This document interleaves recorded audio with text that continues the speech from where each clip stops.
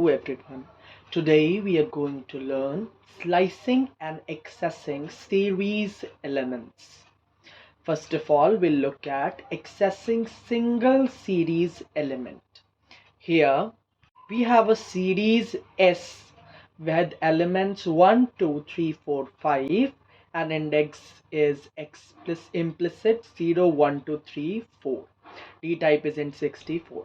When I write S, which is the name of the series, square bracket 0, that means I want to access its 0 element and it prints me 1, which was at the 0 index. Similarly, when I use dot lock, S dot lock, and I put in square bracket 1, the value at the 1 index is accessed, that is 2. Similarly, iLock, iAt and at works. Lock and at usually works with label based indexing, but integer based or implicit indexing also works with them. However, iLock and iAt, which means integer lock and integer at, works only with our integer indexing or implicit indexing.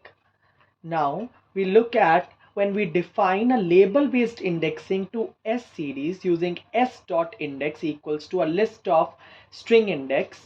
Now we print S, we see A, B, C, D, E are the new indexes. Now if I write S dot lock, within square bracket I write A, it prints me 1, which is the value at the A index. However, when I write S dot iLock and in square bracket I put element index A, it gives me an error and writes type error, cannot index by location index the non-integer key. That means this is a non-integer index, so it cannot access it. iLock means integer lock, so it cannot work with label based indexing. However, lock can work with both label and integer based indexing. Now we'll look at accessing more than one series element. We write S dot lock. In square bracket I give two elements index, that is A and B, but it gives me an error because a single square bracket can access only one element. To access more than one element or even one element and more than one, we use double square index. Double square index can access one and more than one index. So when I write S dot lock double square index and in it I put index A, index B, it gives me the values at A and B. I could simply also use it like S double square bracket index A comma index B, or we can use it with iLock also, with at iAt also. It will work the same. Clear? Now we'll move to slicing. Slicing could be positive and negative. Positive slicing is when we use the start, stop and the step value all positive. And negative slicing in when I use negative value in start or stop or step value, right? For example, we have a series S here which have the values as 1, 2, 3, 4, 5 and index as A, B, C, D, E. When I write S, I am not defining here the start value or the stop value. That means it is from the start to end I want to access the values. It will be considered positive slicing only. So it has given me the whole series. Now similarly, using negative slicing, I said -1 to -3. It is not working. I write -1 and stop value is 2. It is not working. What is the reason? That is, the negative slicing cannot work with series. Negative slicing cannot work with the series.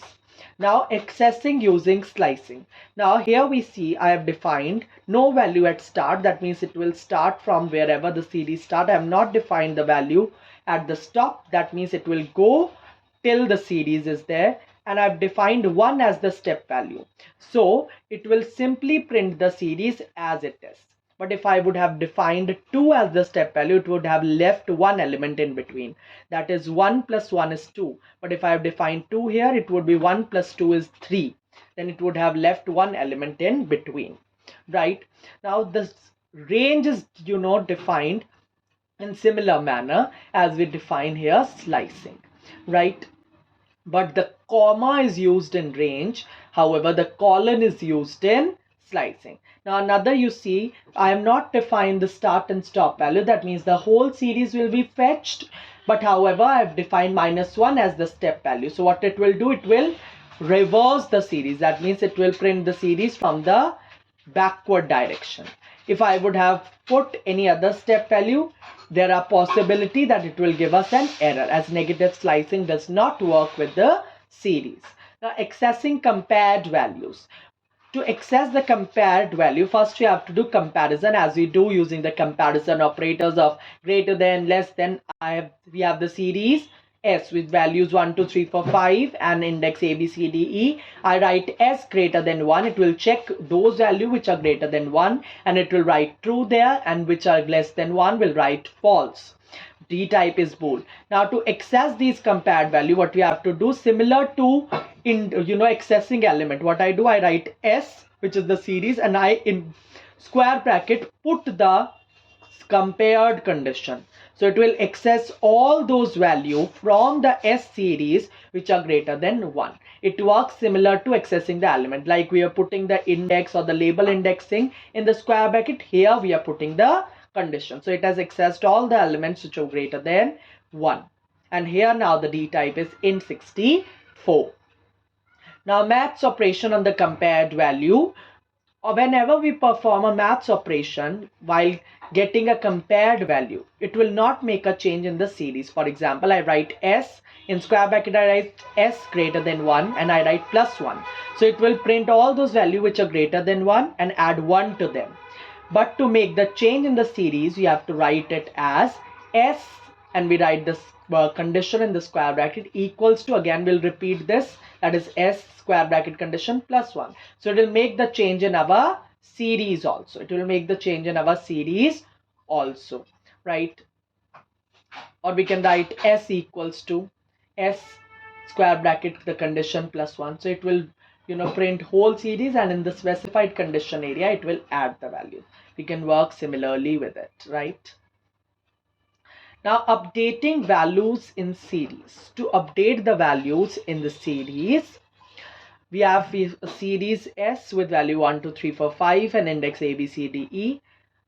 Now I write S square bracket 0, that is at the 0 index, equals to 2. So what it will do, at the 0 index of the series S, it will write the value as 2. Now as I print S here, now at the A, that is the 0 index, the value is 2. Whenever we define a label index, still the implicit index is there and we can access the element using 0, 1, 2, 3, 4, 5. That is the implicit index. Now I can even give a sliced value to update things. For example, S in the square bracket I put slicing, that is 0 to 0 colon 2. That means 0 se leke 1 tak hi jayega, because top value -1 is applicable here. So 2, that is the stop value, -1, that is 1. So 0 and 1 it will update with a scalar value, that is 2. Okay.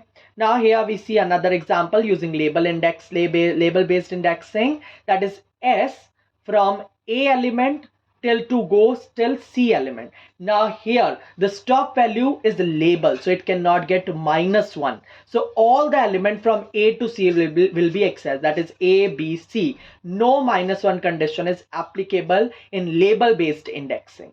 Clear? Now similar, so it will update A, B, C with the value 3. Similarly, I write S in the square bracket I put from the index A colon index C. 1, 2, 3. I have defined 3 different values in a list, so it will give A, B, C 3 different values. However, if I write S in square bracket 0 colon 2, so value will go from 0 and 1 it will update. But I have defined in the list 3 values, so it will give me an error because the length of the slicing is 2. That is, it will access 0 and 1 element, but the values I have to update are defined 3, so it will give error. Right? We can also use .lock, ilock, @, to update these values. Now I write s.lock at the index f equals to 7. Now there was no element f in the series. So when I write s.lock index f, so it will create a new index f and define the value. So lock can enlarge the series, but will ilock do it? Let's check. So when I write s.ilock and I define an integer based index 6, which was not a part of the indexes, and equals to 8, it will give me an error and write ilock cannot enlarge its object. So ilock and at can enlarge object, but ilock and iat cannot enlarge the index. As we see here, when I write s.at and I write the new index 6 equals to 8, it creates a new index 6 with value 8. But when I use iat similarly, it gives me an error because iat cannot enlarge the object similar to ilock. All right,